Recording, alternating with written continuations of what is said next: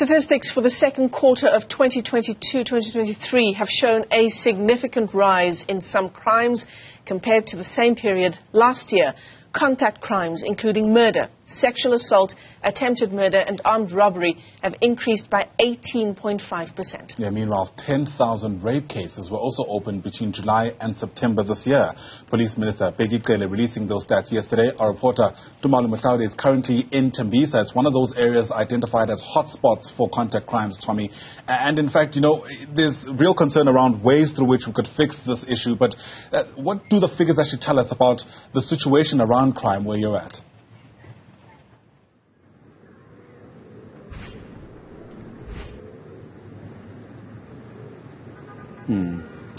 Well, I can tell you that in terms of a broad overview, Tembisa is one of the hotspots in terms of contact crimes, as well as, unfortunately, crimes that are related to GBV, that would be gender-based violence. Now, in terms of an overview of the crime situation, over 13,000 women were victims of assault with intent to cause grievous bodily harm between July and September 2022. Now, that's a national perspective, but when you zoom in into what's happening in Tembisa, it also gives you an idea of just how bad the situation is here. In terms of the top performing or worst performing police stations in terms of those crimes that are reported, Tembisa ranks fourth in terms of the national crimes that are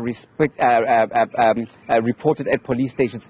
Fourth in the country here in the East Rand of Johannesburg. And of course, some of the other worst top performing in terms of the top three, those would be in the Western Cape and I think also KwaZulu-Natal. So let's get a view from one of the people that has come to the police station. That will be Nomvula Mufokeng. And Nomvula, you just walked out of a police station. Tell us, how's the situation been here in Tembisa in terms of the response and in terms of the service you've been getting from the police? What's going on in the community? No, I think now the response from the police is much better since with the help of the CPF and also the patrollers that we have selected like as a community. I think now the police are much active now, and now when you report the crime through them, they know how to report it to the police station and the police can react very quickly and very fast.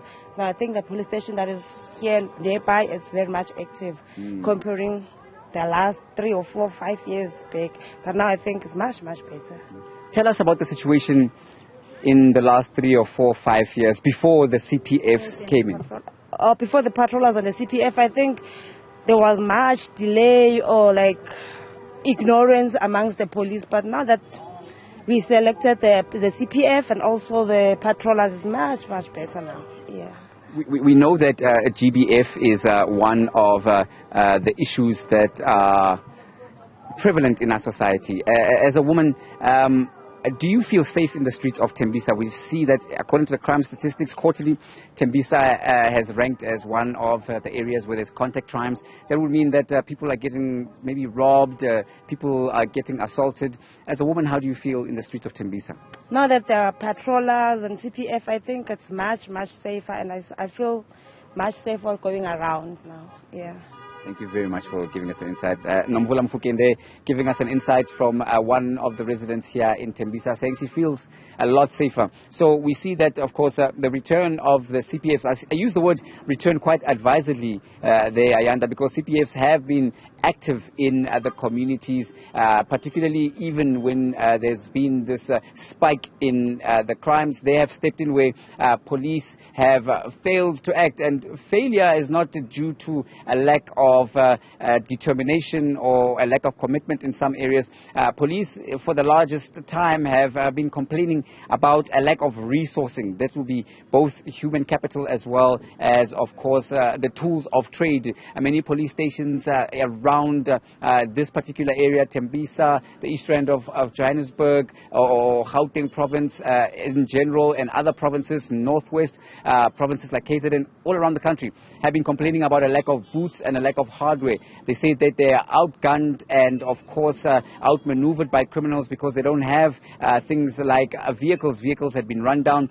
Police Minister Bheki Cele has been saying, even, of course, at the release of these crime statistics, that he has been appealing to Treasury to say he needs the bottom line, he needs the buck in his bank account so that, one, he can recruit more police officers. The good news is that over 3,000 new recruits are going to bolster the forces of the police. So for CPF members like Nomvula Mofokeng, it's good news, and they are going to work hand in glove with those new recruits to ensure that when people do call out for the police officers, they do get the service that they deserve in communities like Tembisa. However, another issue that came out very strongly in that briefing, Ayanda, was that Police Minister Bheki Cele, again, saying that as we go into the festive season, police should not negotiate with criminals, and that if they are met with force, they are allowed and permitted to meet force with force. So a strong message and a warning to the criminals ahead of the festive season, which we know that is a crime hotspot in terms of the spiking, especially in cash in transit, business robberies like attacks on malls and banks. So that is the latest when it comes to the crime statistics at this hour. We'll continue developing the story. We'll visit other areas and bring you those developments when we get them. Yeah, absolutely important reflections with 1 day and 1 month to go till Christmas. Tumaole Mohlaoli left us there from Tembisa. Thanks very much indeed.